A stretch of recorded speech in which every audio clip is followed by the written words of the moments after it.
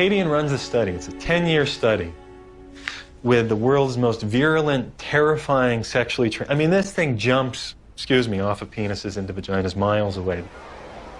How many of them do you think, after 10 years, with the world's most terrifying, virulent, sexually transmitted disease, came up positive? Nobody. Nobody. Nobody who was negative came up positive. Zero. One thing I always say is that you should never judge a book by its cover. But you know, sometimes guys, you kind of can. This is Liam Sheaf, and according to the documentary he's an investigative journalist, but a quick Google search reveals that Liam prefers the title of conspiracy realist.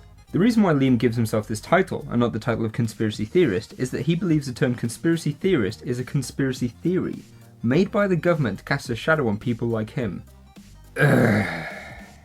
I don't think I could adequately explain how batshit crazy Liam is, therefore I recommend that you check out his website and YouTube channel to see it for yourself. There you will find the ramblings of a madman. Honestly guys, this guy gets a 9 out of 10 tinfoil hats on my crazy conspiracyometer.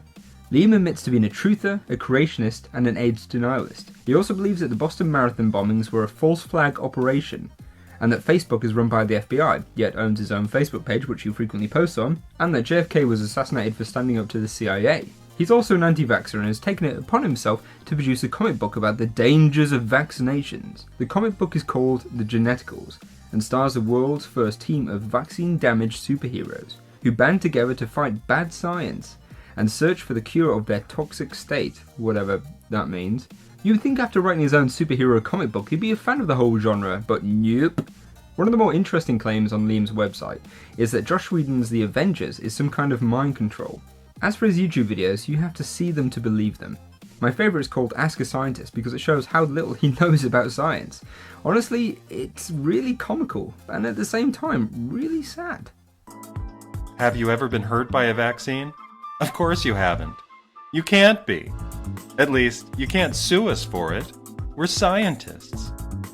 The government has indemnified all scientists from being sued, even if we kill you with a vaccine. Now a few of you out there might be saying this is nothing more than a character assassination and nothing more than ad hominems thrown at this guy, and you would be correct so far for this video. But to be honest with you, I think it's important to show the level of some people in this documentary. I mean, there's scraping the bottom of the barrel, and then there's this guy. It's totally baffling to me why Brent would want someone in his documentary who subscribes to every conspiracy theory going, especially when he's trying to produce a movie that's an objective examination of the idea that HIV causes AIDS. Because one thing we can all agree on is how objective conspiracy theorists are. The movie also stars Nancy Padian, a medical researcher at the University of California, San Francisco, and lead author of the paper, Heterosexual Transmission of the Human Immunodeficiency Virus in Northern California, results from a 10-year study, which has been discussed in the film.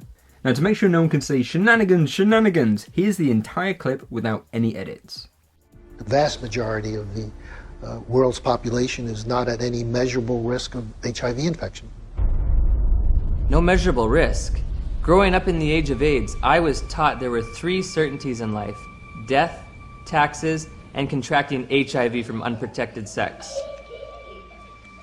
If you don't use a condom, there's a lot of chances that you can actually get the killer disease that is AIDS. I did a study of the heterosexual transmission of HIV in California, and we recruited individuals who were infected with HIV. Then we recruited their sexual partners, and we looked at whether transmission in fact had occurred. Padian runs a study. It's a 10-year study with the world's most virulent, terrifying sexually I mean, this thing jumps, off of penises into vaginas miles away. How many of them do you think, after 10 years, with the world's most terrifying, virulent, sexually transmitted disease, came up positive? Nobody. Nobody. Nobody who was negative came up positive. Zero. I think HIV is more difficult to transmit than probably most other sexually transmitted diseases. I mean, I think that's pretty widely known.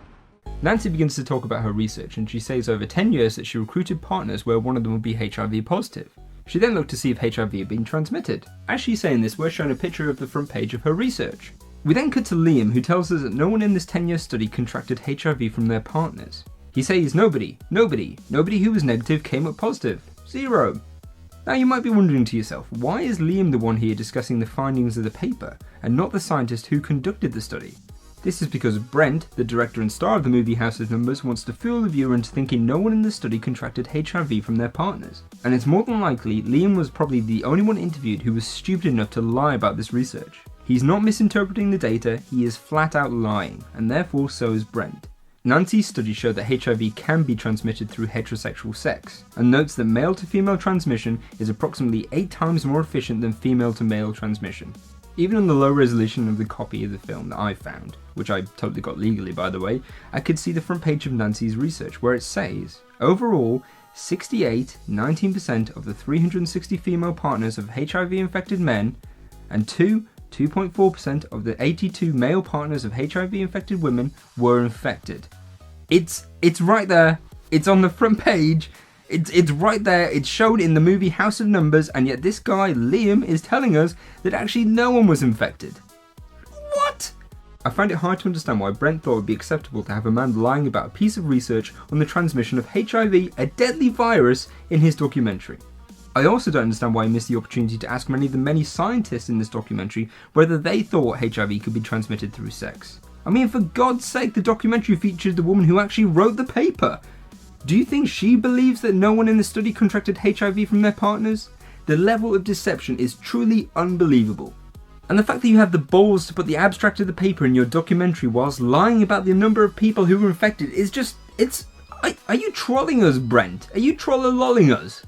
Now I know some of you out there might be thinking maybe Brent edited the movie to make it seem like Liam was saying something that he wasn't saying. I mean, it's not like he's done that before. Well, a quick look on Liam's YouTube channel shows that he does indeed believe that HIV can't be transmitted through sex.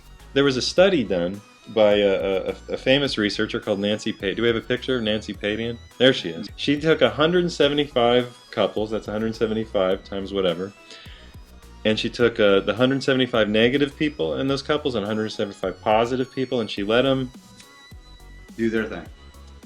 Intermingle. Here's the church, here's the steeple. Don't open the doors. They were doing everything. I mean everything. To each other. To each other for 6 years. And at the end of those 6 years, of the positives and the negatives, the number of people who turned positive, having been negative, was exactly 0. 0. That's a 0. Now, they didn't like this. They published it, but they didn't like it, so they came and said, well, maybe it's 1 in 1,000 exposures. But that wasn't the real number. The real number was 0, and that's in the study. And this is repeated throughout the medical literature over and over again. Anywho, let's talk about the paper itself, and what it actually shows and what it was actually trying to accomplish. First, the paper, yeah, it's an interesting little read, but like everything in this world, it's not perfect. For example, it relies on volunteers to take part in this study, which will not be a fair representation of the population. But the paper is aware of faults like this. Its goal was to examine and rate the risk factors of heterosexual transmission of HIV. Now I have to stress that some people did get infected in this study. 68 females and 2 males.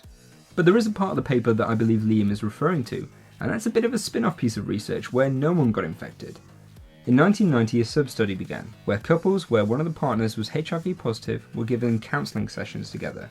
These sessions focused on safe sex practices, including condom use, abstinence, social, financial and legal issues associated with HIV infection. They were also given an 800 number that they could call any time to ring their counsellor. Because of this, they found that the people in this group drastically changed how they were going about things. They were more likely to be abstinent, or to constantly use condoms, and were much less likely to practice anal sex. Because of this, no one in this little arm of the study contracted HIV from their partners. It showed that education, use of condoms, etc. really helped stop the transmission of HIV. Again, this is just one little arm of this paper. It really takes a special kind of person to look at this whole paper and say that it's the proof that HIV can't be transmitted through sex. No one who's ever understood this paper, or even read it, would ever agree with what Liam is saying. Oh wait, hang on a sec, wasn't he the guy who told us that HIV tests don't work? These tests claim to be HIV tests. I'm going to read from a section that says limitations of the test. The specificity of the Reveal Rapid HIV antibody test for blood specimens in low-risk populations has not been evaluated. They don't know, in their terms even, how well this test is going to work in people they don't want it to work in. Isn't it funny how they work when they think it backs up his argument? Again, I have to mention that this study is not perfect. For example, it only looked at 175 couples, of which the longest duration was 6 years.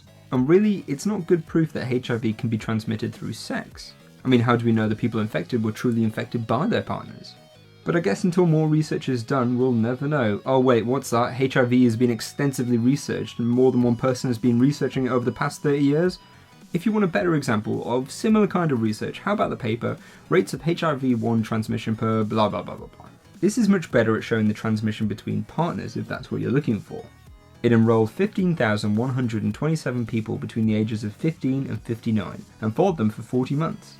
And before you ask, yes, people in this study also became infected from their partners. And to make sure they were infected from their partners, their viruses were sequenced and they were found to be the same. I feel like a broken record here, but if you doubt the existence of HIV and whether or not it can be transmitted through sex, please run a search for research. You will be overwhelmed by the evidence that HIV can be transmitted this way. How many of them do you think, after 10 years, with the world's most terrifying, virulent, sexually transmitted disease, came up positive? Nobody. Nobody. Nobody who was negative came up positive. Zero. I think HIV is more difficult to transmit than probably most other sexually transmitted diseases. I mean, I think that's pretty widely known. Nancy begins to talk about the difficulty of being infected by HIV through sexual contact. She correctly states that HIV is more difficult to transmit than most of the sexual transmitted diseases. The problem I have here is with the deceitful editing, which makes it look like Nancy is backing up Liam's claims that HIV can't be transmitted through sexual contact. Nancy is correct, HIV is difficult to contract, as shown in the paper Rates of HIV-1 Transmission. But just because it's difficult to contract doesn't mean that it's impossible. At the same time this is happening, the movie is showing a picture of a sign that reads, "Prevent AIDS, use a condom for safe sex." By doing this, the documentary is really heavily implying that condoms are pointless because hey, if you can't get HIV through heterosexual sex, then what's the point in using one? Now I realise when something's implied like this, it's often open to interpretation, but everyone I've shown this documentary to has said the same thing, that the film is implying that condoms are pointless. Honestly, this is sickening, and this is the point where the film changes from just batshit crazy to an actual health hazard. I can't stress enough the dangers of having unprotected sex if your partner is HIV positive, even if you're positive yourself. HIV is very dangerous and a very real virus, and is responsible for the death and suffering of millions of people. HIV can be transmitted through heterosexual intercourse, in both directions, and the best way of reducing the risk of transmission is to wear a condom. Reckless infection of a person with HIV is considered to be a crime here in the UK. If you're found guilty, you will spend time in jail and most likely have your name disgraced in the papers. In this short clip of the movie, Brent has shown us how deceitful he is willing to be. There is no doubt in my mind that Brent knows the results of this study, especially having interviewed the author and having the front page of the research in his bloody documentary. By featuring someone in the film who's lying about the findings of the study, Brent is lying himself to the people watching the documentary. By implying that condoms are useless, Brent has solidified his position in my mind of one of the most disgusting human beings who have ever lived.